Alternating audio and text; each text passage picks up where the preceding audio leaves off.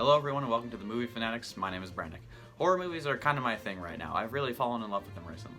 The Shining, Halloween, The Texas Chainsaw Massacre, Fear Street, these are all movies that I've seen relatively recently, but they're some of my new favorites. The thing about horror is that it's really an umbrella genre. You have thrilling slashers like TCM or Halloween, you got your creature features like Jaws, and then you have psychological horror movies. These are by far my favorite horror flicks, movies that seem to seep into your mind and give you the creeps. And one such movie is one we'll be talking about today, the delightfully horrifying film from 2014, It Follows. It Follows has a very gripping concept. It's right there in the title. It follows. It will follow you, it'll take the shape of a person, abnormal or normal, and it will continually follow you. That's all you'll get without spoilers. Click off if you haven't seen the movie. Horror movies typically rely on the unknown to be scary. Not always, but normally. It's a pretty simple idea. You fear what you don't understand. Normally there's a good chunk of movie before the audience is clued in on why the antagonist is killing people and what it is, or sometimes it's never explained. Part of why I adore The Shining is because it never fully explains itself, it only leaves hints and suggestions. It Follows had a very tricky situation when it came to how much to explain. Part of the horror relies on the audience understanding the gimmick of the villain. The first scene is incredible. It's a little cold open featuring a vignette while explaining nothing to the audience. This girl is running around the neighborhood in a panic in one continuous shot, clearly startled by something the audience cannot see. She drives to the beach to make one last phone call to her family, and we get this eerie shot of nothing, and then an abrupt cut to dismemberment. Then the main character, Jay, and her boyfriend go on a date.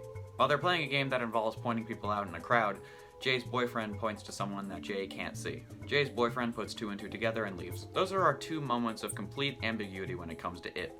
If you read the plot synopsis like me, then you'll put the puzzle pieces together pretty quickly, but it works better if you haven't. The curse that Jay's boyfriend and the girl in the opening had is the titular It. It is passed on by,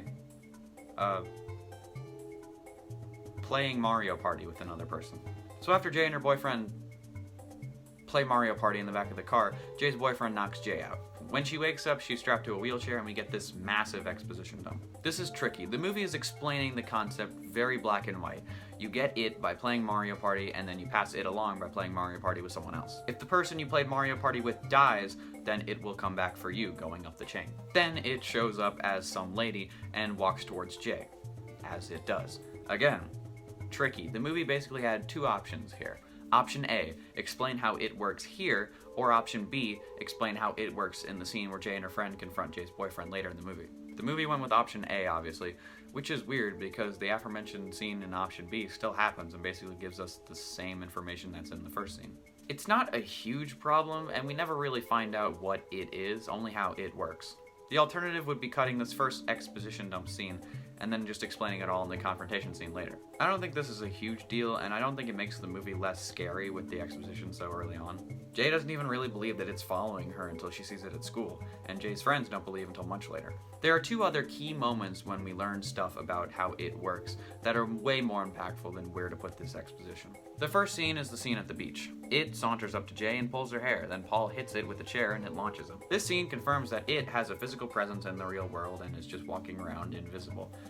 I think it would have been scarier if it was only material to Jay and was just simply non-existent to the other characters. It having a physical presence is crucial to the climax, but I think the movie could have tweaked its climax to avoid this. The second moment that takes away from ambiguity is when it kills Greg. This is the only time we see it directly killing someone. One thing that was not explained in the exposition dump is what it did if it caught up to you, which is what kept things scary even after that initial scene. The way it kills people is horrifying, but it was scarier when you could only imagine what it did. What It Follows is still really scary despite cluing the audience into how the monster functions. This movie is creepy and startling, and it has that lingering dread that I love a lot. A lot of that comes from how the scares are presented. This movie doesn't rely on jump scares and is much more effective because of it. We all know jump scares.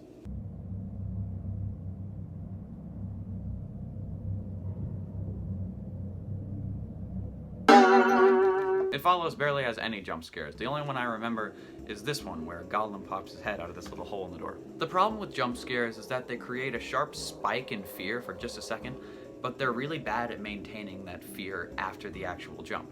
Jump scares aren't automatically bad, but they're mostly bad. They almost always feel like just a cheap way to keep the audience scared.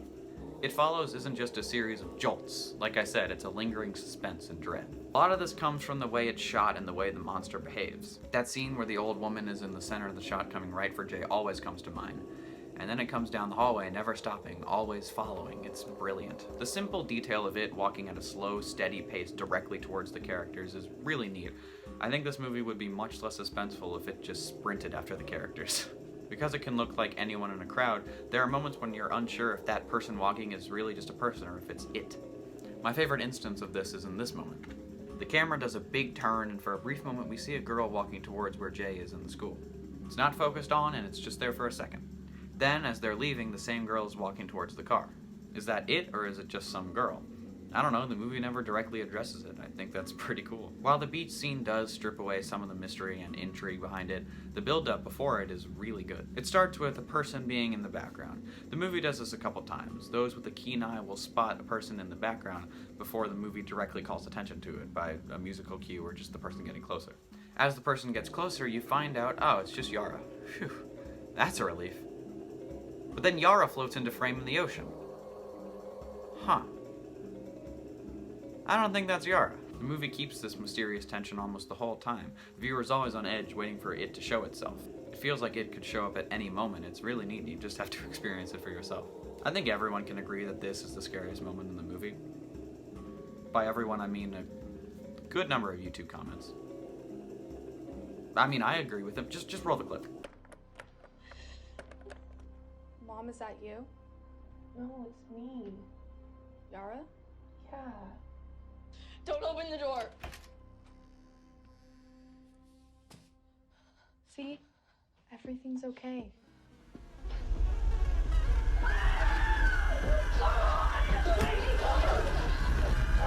This is my favorite scare. It's not a jump scare, but it's definitely startling and has excellent build-up. First there's a knock on the door and a voice says that it's Yara. Upon further inspection, it is just Yara, and the viewer relaxes a little bit. And just when you are comfortable from out of the shadows, boom! Very large man.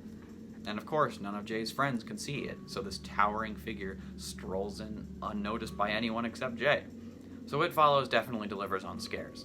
The climax of this movie is iffy for me. Jay and her friends set a trap for It in an indoor pool. They're gonna put Jay in the water and use her as bait, so when It goes in the water to kill her, they'll throw some toasters in there and then electrocute it. Interesting plan. When it shows up, we don't see it, and Jay says it's too horrible to describe. It's gotta look pretty scary then, right? It's just some guy. Alright. It starts throwing the electronics at Jay, trying to kill her, and then Paul shoots it. It falls in the water, and then a really dope shot of a cloud of blood. This scene is fine, but whenever It interacts with the physical world, it's never as scary as when it is this supernatural, mysterious, and unknowable evil. And it is weird that this movie's climax is just like an action scene. Still a good scene, and still a good climax. We later get this shot of Jay's family photo, and oh, the guy was Jay's dad. That's why she didn't want to tell Kelly what it looked like. That's cool and interesting, but I definitely didn't notice that while watching.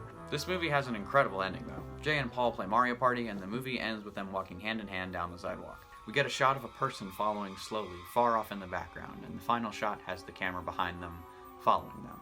Roll credits. It Follows is a wonderful modern horror film, and there's still a lot I didn't talk about. The performances are all great. I love that It takes on a different form almost every time it's on screen. This movie doesn't have a specific time period. Instead, it has technology from many time periods, old TVs, modern cars, etc. The synth score is really great and adds to the tone and atmosphere of the movie.